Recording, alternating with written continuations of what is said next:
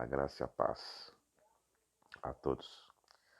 Vamos passar aqui um pequeno estudo, né, onde a gente mostra aqui a influência nas traduções. Né? Estamos aqui no Greek Every New Testament, no grego do Novo Testamento, em Efésios capítulo 2, no verso 19. Né? O contexto aqui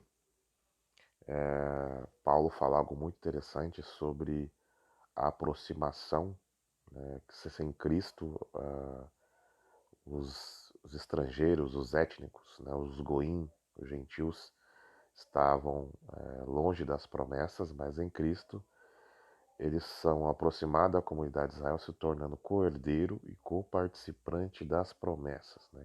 Ou seja, muitas vezes nós lemos esses textos aqui em português e nós não entendemos, né, o conceito teocrático que é passado para um povo. Lembrando que nessa época que esse texto foi escrito à igreja de Éfeso, a igreja de Éfeso ela era a segunda maior cidade do Império Romano, tinha aproximadamente 250 mil habitantes, era uma igreja que era, no caso, bastante influente, né, na questão cultural, né, e a questão cultural era muito, na cultura romana também tinha influência do helenismo, né? E o que não é muito difundido aí, né, em algumas questões, que é muito interessante, sobre o conceito teocrático. Por quê? Em 516 a.C., né, na antiga Grécia, foi instituído o conceito de democracia, né, que influenciou a sociedade ocidental e tem uma certa semelhança com o conceito, no caso, de democrático que temos hoje. Né? A Grécia Antiga ela tinha um conceito muito semelhante ao que acontece nos Estados Unidos da América, que as suas leis, né, eram observadas em estados. Né? Por exemplo, lá nos Estados Unidos da América, cada estado, né, possui a sua interpretação, a sua lei. Né? E a questão cultural e religiosa, né, da Grécia Antiga estava em concordância, mas eles tinham esse conceito. E lá em Atenas que surgiu o conceito de democracia, né, que todo poder emana do povo. Os sofistas que se reuniam ali no Areópago, né, eles que difundiram esse conceito de democracia. Lembrando que a democracia no conceito, no caso grego, né, é muito interessante. Por quê? Porque só poderia fazer parte dessa democracia quem fosse filho, né, de pai e mãe, que seriam, né, no caso, descendentes da Grécia. Então, ou seja, quando o apóstolo Paulo ele começa a difundir o evangelho, né, as boas novas a esse povo que estava disperso entre as nações ali, surge algo muito interessante. Por quê? Porque ele tem que é, tirar o conceito de democracia para instituir uma teocracia, né? E esse texto aqui é um texto muito interessante, que no verso 19 de Efésios capítulo 2, por quê? Começa com a palavra grega aqui, ará. Ará significa logo, né? Ará logo assim, logo assim.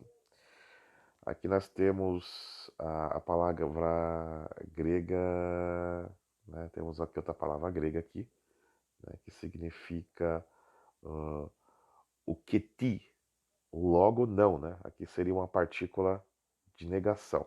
Logo não, esté, logo não és, seknoi, né? Seknoi, que significa estrangeiros, né? Aqui está dizendo que em Cristo, logo você não é mais estrangeiro, estrangeiro, né? Não é mais estrangeiro, seknoi, estrangeiro. Cai, aqui tem a conjunção cai e paraoikoi, né? Paraoikoi significa sem cidadania. Paraoikoi, ou seja, em Cristo você não é mais estrangeiro e nem uma pessoa forasteira, nem uma pessoa sem cidadania. Alá, mas, sum poletai. Aqui a palavra sumpoletai em grego significa co-cidadão. Né? Polis em grego significa cidade. Né? E uma cidade, quem mora numa cidade tem direito o quê? De cidadania, né? Direitos, né, nas regras e normas que rege essa cidade. Né? Então, se você se torna um se torna supoletai, né? Um co-cidadão de uma cidade, os mesmos direitos que foi dado àquele povo é dado a você. Então, ou seja, co-participantes, né? Vai estar co-participando com o povo disso. E o mais interessante é que a palavra polis aqui deu origem à palavra política, né, em português, polis. Política por quê? E um político é aquele que se interfere no andar de uma comunidade. Né? Então, ou seja, a mesma política que dada aos cidadãos do reino, que seria o povo de Israel, seria a mesma política dada a quem se convertia à fé em Cristo. Porque no primeiro século, o conceito de conversão, no primeiro século, não era você fazer parte de uma denominação religiosa, mas o conceito de conversão ao Deus, a algum Deus, era você se converter ao Deus da nação. Né? Por exemplo, se você adotasse os deuses, no caso romanos, e os deuses gregos, você se tornava, você se convertia ao Deus daquela nação. Né? Então, ou seja, a conversão dos gentios ao Deus de Israel, né, deu origem à questão do judaísmo transcultural, né, porque os costumes, né, e práticas e regras do reino, né, também faria parte desse povo que estaria adentrando. Né? Por isso que está aqui o termo sumpoletai, né, que seria co-cidadão em grego, só poletai, né? Aqui temos aqui o artigo ton, né? Ton agion aqui em grego, que significa co-cidadão dos santos. Quem eram os santos aqui? Os santos seriam, né, o povo separado por Deus, que era o povo de Israel. Né? E podemos ver que nas traduções oculta bastante isso. Né? Co-cidadão dos santos, né? Junto com o povo de Israel. Tom agion. Esse termo aqui, agion, em grego, significa uma pessoa desprovida, né, de corrupção. Temos aqui outra preposição, kai, né? Kai ukeioi. Kai ukeioi. E, né, a palavra oikeioi aqui, né, que vem de oikos, né, é uma palavra que pode ser traduzida para o grego como família, casa, né, e também propriedade. Né. Eu acho que ambas as palavras colocam aqui. Na sua Bíblia da João Ferreira de Almeida colocaram família, né? Família, mas aqui poderia se colocar casa também, né? Ou seja, se você é um co-cidadão, né? Se você é um co-cidadão dos Santos, né? Então você faz parte do que? Né? Oikeia, da casa, tutel, de Deus, da casa de Deus, né? E no conceito semítico do primeiro século, qual o significado de oikeia tutel, aqui em grego, né?